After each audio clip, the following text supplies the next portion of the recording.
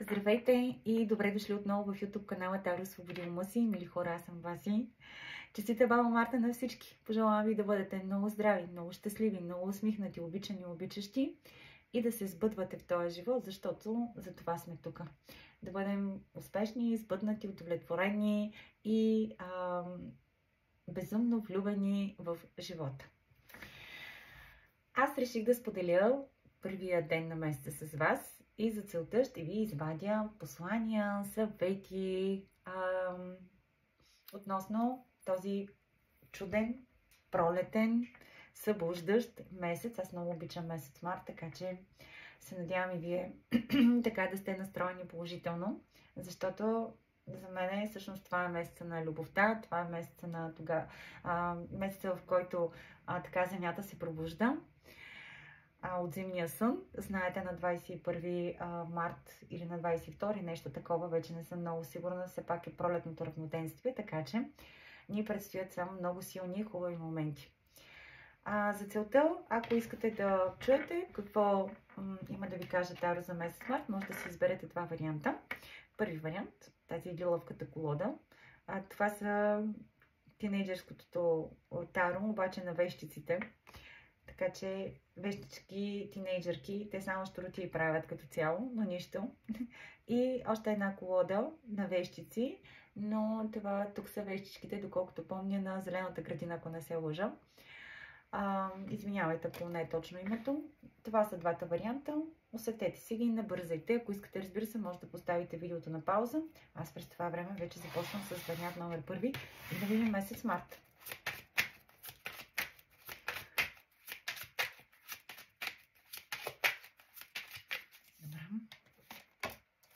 О, чудесно! Сега, попитах каква е общата енергия, с която влизате през месец март. Това е състоянието ми. Подготвяте се за нещо, имате усещане за така едно благоприятно, може би, развитие. За да има тази енергия, обаче, най-вероятно сте минали през един нелек период, предходния месец. Много от вас може да ви било малко по-тежко, малко по-трудно, да имало така разочарование, сълзи, да сте били разколебани относно нещо или просто се съжалявали за някакви ситуации, в които може би не сте реагирали по правилния начин, но това е минало вече и от тук нататък виждам във вас така едно огромно желание за промяна и то към по-добро. Тогава, когато да се погрижите за себе си, да си дадете време малко за уединение, в което да се самоглъбите или пък да се погрижите за външния си вид, да направите някакви неща, които ви харесват само на вас и това си е почивката и абсолютния релакс, както на ума, душата и тялото, разбира се. Тук има интересен момент, в който ще има хора, които стоят пред някакъв избор, влизайки, т.е. започвайки още даже месец март, избор дали да влязат в някаква ситуация, да приемат някаква ситуация. Това може да е от всякакъв характер, може да става въпрос за работа, лични взаимоотношения, проект, някаква идея, няма никакво значение, но това е момента на избора. Важен е, между другото, за вас. Така че не бързайте да вземате решения. По-скоро го осмислете и си го усетете на вътрешно ниво, преди да бъдете категорични. Така че тук има и хора, които са в дилема. Чудничко. Хайде да видим месец март какво ви носи като дарове. Даровете на месец март за вас. Даровете. Супер знания. Знания, мъдрост, опитност. Това ви носи. Според мен през този месец определено ще израствате и като хора и личности, по-самоуверени, по-смели, по-ресурсни. Освен всичко останало, тук ще има хора, които ще имат възможност за нови запознанства, т.е. тук връзките с хората около вас ще ви бъдат много значими. За някои от вас може да започнете образование, да трупате опитност, може да запишете някакви курсове или да допълните уменията си, тъй като това е много често картата на учащите и преподаващите знания. И в този ред на мисли, някои от вас пък може да решат да споделят своите умения с другите хора и определено да бъдете полезни с вашата мъдрост и опитност и майсторство, което вече сте придобили. Добре, много, много хубава и много силна енергия. Хайде да видим Още какво ще ни разкаже Таро за вас през месец март? Нещо важно, което още трябва да знаете. Добре, така е интересно. Сега през месец март за много хора това ще е добре да пуснат миналото. Така или иначе, явно не случайно влязох с тази заявка и споделих там някои неща на предходните месеци, които са ви тежали. Сега обаче съм абсолютно категорична, че даже не става въпроси за предходните месеци, а най-вероятно за години назад, особено за някои от вас. Март месец е време наистина да се обърнете вече с лице към новите хоризонти, новите възможности и слънцето. И тук всичко, което ви тежи, всичко, което сте преживяли, всичко, което все още по някакъв начин ви държи в окови, но това е на миналото, просто трябва да го освободите, защото то не ви позволява да бъдете щастливи, да бъдете успешни, да се случвате, изобщо да се сбъдвате и най-вече да имате покой на вътрешно ниво. Явно вие сте от хората, които много трудно трансформират, много трудно пускат и хора, и ситуации, и така нататък, но всъщност за това се изисква и воля от ваша страна. И според мен вече е настъпил този период, той е назрял много отдавна реално, но март месец ще ви даде възможност буквално да скочите като трамплинче. Нали се сещате, като бяхме в училищата, как скачахме на трамплин и прескачахме там козата. Ох, детски спомени, да, вълнуващо. Тук, според мен, буквално ще имате възможност да направите този скок. А може и с бънджи, що не. Така че, окей, добре, супер. Ами това е много важно тук за хората. Да знаете, миналото просто го оставяте там, където е било. Знам, че звучи така много лесно на думи. Може би това си казвате, обаче аз също съм минала през нелеки периоди. И определено знам, че колкото повече държа нещо, стискам нещо, което то така ли иначе вече е приключило или аз не мога да му повлияя по никакъв начин, защо да го стискам? Просто казвам ряс ножиците и приключвам. Няма нищо друго, освен опитност.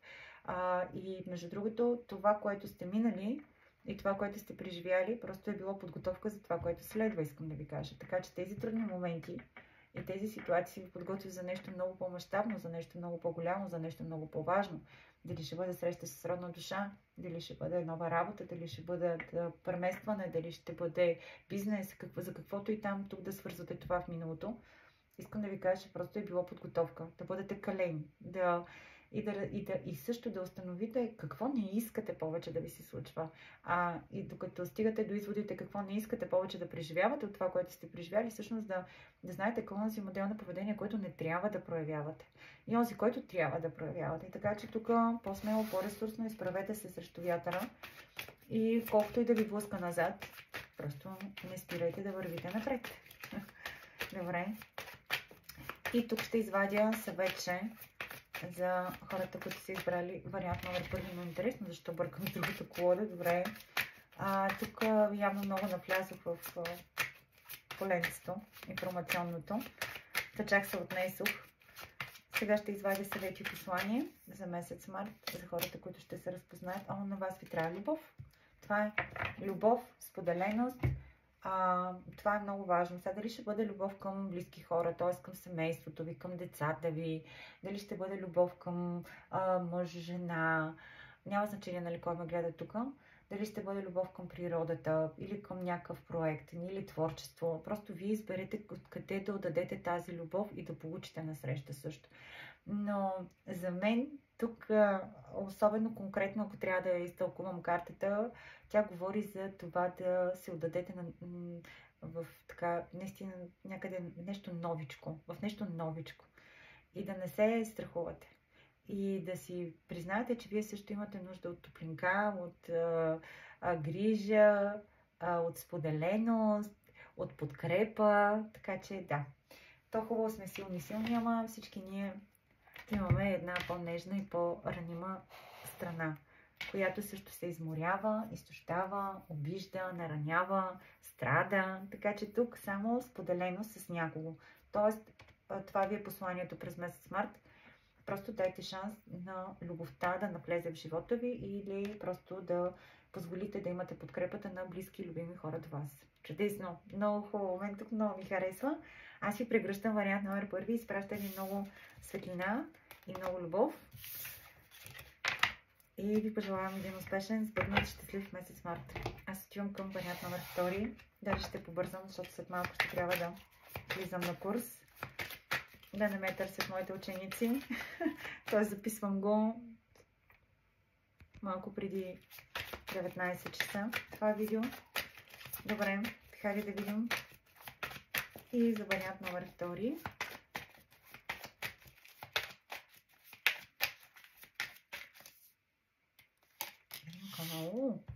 Така, тук за вариант номер 2 много рационално, много студено, много обратно, много хладнокръвно бих казала. Но за да сте в тази енергия, според мен определено може би сте приключили нещо или правите опит да се освободите от някаква ситуация. Може предходните месеци отново да е било трудно, но като цяло към момента приемате това, което се случва и го осъзнавате, че това е най-доброто, което може да се случи. Каквото и да е там, нали, като при вас някакъв вид конкретика, вие сега тук ще ги усещате. За някои от вас конкретно може да сте стояли при дилема, но влизате с енергия на взето категорично решение. И определено тук вече няма никаква дилема, няма никакво колебание, няма никакви съмнения. И сте изключително сериозни и осъзнати за това какво искате, как го искате и може би кого искате. Тук за господата, тъй като виждам мъжката енергия, интересувате се от някого или от нещо, но сте много несигурни и бих казала доста страхливи. За някой от вас, извинявам се, просто това е информацията, която идва понякога. Тя е буквална. Не сте сигурни, т.е. не толкова несигурни, колкото хем знаете на вътрешно ниво какво искате, какво чувствате и какво желаете, но има една неувереност или страх да подходите към човек или ситуация по-смело. Добре, хайде обаче да видим сега за месец март какво ви очаква. Кое е най-важното и значимото. Общо толкова не правим. Ето пак елемент въздух. Доста... не, това тук е прекрасно. И пак същата карта, която преди малко остава на дъното. Пак е тя. Добре, сега тук за вариант номер 2 много важен месец. Защото според мен тук ще бъдете изправени пред ситуация, в която трябва да обединявате ума, тялото и душата да върви в една посока. Трябва да бъдете много дейни, много активни, много решителни през този месец. Защото реално той ще бъде важен за вас и ще може да постигнете онези неща, към които сте се устремили. Само обаче, когато проявявате сила на волята, но да действате. Тоест, тук бездействието, пасивността, несигурността, страха може само да ви блокира и да спре възможността да оберете ни прекрасни зрели плодове, без значение в каква посока тук ще се разпознаете, дали ще бъде лични взаимоотношения, дали ще бъде работа, бизнес, обучения, планове, каквото и там, пътувания, защо не. Така че тук абсолютно дейни, активни, по-смели, по-решителни, ако щете дори отворени, трябва да бъдете, защото иначе Вселената казва, че може да изпуснете много сериозна златна възможност, която за вас е дар. Буквално това може да са абсолютно от всякакъв характер, отново нови неща. Тук имаме две оса, което също не е за подценяване. И това последното, което виждам аз, е много хубаво, защото то ще ви напълни отвътре. Т.е. тук ще има една емоционална пълнота. Буквално може за някой от вас да говори за силно влюбване, изобщо нова любов. Може да говори за щастие от постигнати някакви резултати. Те може да са чисто материални, чисто битови, няма значение. Но това няма да се случи, ако вие, повтарям, не проявите силна воля. И да бъдете дейни и активни. Това смятам аз. Така че много хубави карти. Един прекрасен месец пред мен ви очаква. И може да се чувствате, както казах, много удовлетворени. Само обаче, ако действате. Това е. Добре. Хайде още малко тук. За вариант номер 2. Тук ще имате и възможности за развитие. Тоест избори ви предстоят определено. Вселената казва, че може да имате всичко, което искате в живота си. Въпросът е просто да го поискате. Не само да го гледате, да го жадувате, да го мечтаете, а да започнете, ето вижте, отново стигаме до момента тук за това, че и тялото трябва да действа, и ума. Така проявявате воля, активни действия. Може да се повтарям една брой пъти да ви писне, най-вероятно и да кажеш, вас си стига едно и също, но това е истината. Ето, картите отново ми говорят за това, макар и по друг начин, отново се връщаме към основата. И тя е, стига стоя, стига само гледа, просто просегни ръка и вземи това, което искаш, материализирай го, положи усилия, стабилизирай го и давай към следващата цел. И тук Таро казва, имате, пак казвам, абсолютно целият набор от това, което ви е нужно, за да материализирате желанията си. Имате, образно казано, 7 врати отворени. Вие ще изберете през коя ще влезете първо. Като искам да ви кажа, че тук другите 6 не означава, че ще бъдат затворени. Просто ще ви изчакат да развиете там, да се случвате в определена посока, после може да се върнете да влезете през другата врата. Или по-простичко казано, може да става въпрос сега, примерно, да искате да развиете ситуация някаква в работен план, чисто кариерно израстване. Чудесно, тръгвате натам, давайте по-смело, по-волево, с повече сила на характера, надграждайте. И стигнете до един период на стабилизация. След това вече може да се насочите, ако искате, и към семейство или към създаване на друг вид отношения, партньорски бизнес, няма значение. Или да си купите нещо, да материализирате някакви ваши желания. Защото тук може ситуациите да бъдат толкова много и различни, нали, като варианти и възможности, които имате пред вас. Друго важно нещо, което също ви очаква, е свързано най-вероятно и с рода, с стабилността в рода. Връзката ви с семейството също е много важна през този месец. За някои от вас, ако имате частна практика, бизнес някакъв, тук се вижда един прекрасен момент на усещане вече за някакъв вид придобиване на едни добри резултати, едни сигурни резултати, което пък ще ви донесе някакъв вид спокойствие. И за други от вас, тук ето отново тези двете енергии, които са много синхронични, говорят за нови възможности. Обаче не трябва да го оставяте само в желанието, и ето отново също на това, което казах, да го материализирате добре. Пред вас може да бъдете вдъхновени за нещо новичко. Буквално да скочите в нещо ново, но може да е лудо, диво, ама честно казано, това пък е най-радващото. Поне аз съм от тези хора, да скачат в такива неща. Защото е изживяване ново. Добре, така че тук ви очакват и нови изживявания. Аз май ще си харесам вариант втори за мен, казвам си честно. Добре. Добре, хайде да видим какво е посланието на Таро. Вариант нови втори, много хубави неща. Много. Така. Посланието на Таро е да приключите с нещо, което е болезнено за вас. Има своята предистория, което е супер синхронично с първи вариант. Приключвайте, затваряйте, и миналото е опитност, нищо друго. Живота е сега, бъдещето е много неизвестно. Тоест, естествено, то ще бъде, как да кажа, огледало на това, което правим тук и сега. Така че, вие сте творци на вашия живот и няма какво толкова много се притеснявате. Но да, приключвайте, затваряйте, освобождавайте се. Тук най-вече от трудни и тежки моменти, които сте преживяли. За някои от вас може да имате даже сърдечни болки, тук е тързания във връзка с някакви конкретни взаимоотношения. Добре. Ето, вие носите много светлина в себе си, наистина. Имате така един много лидерски дух, един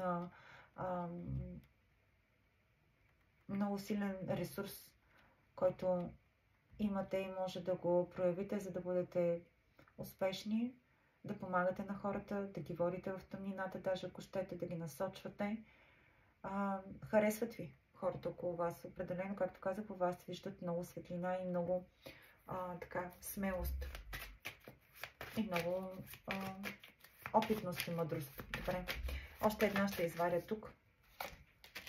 Да, ето отново. Напускайте трудни ситуации. Каквото е станало, то е вече в миналото. Добре, това ви е посланието. Аз ви пожелавам успехи на вас. Бъдете много щастливи и до нови срещи, мили хора. До скоро!